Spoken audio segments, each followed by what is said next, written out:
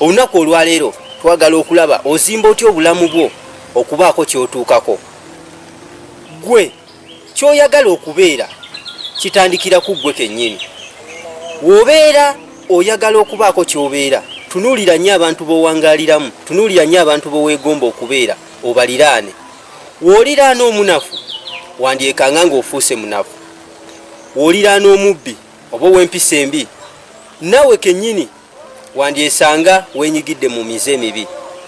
Kyoyagala okubeera fuba nnyo okuwangaaliramu abo abaakibeera edda, b'otayagala kubeera kufaanana, b'otayagala kubaako famire yo ebeereko nga yo. Tobaliraana.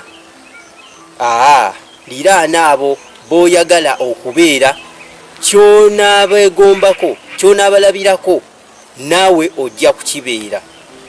Mu nnabigambo bya Ssuubi, fuba nnyo okulaba abantu b'oweegomba ng'abo bennyini b'ofuula mikwano gyo. Fuba nnyo okulaba emirimu gy'oweegomba okukola, abo abagikolamu bafuule bakwano bo, basembeze, baagale, era obeeyisizeeko obulungi, ojja kubaggyako amagezi agakutwala ku ki ky'oyagala okubeera.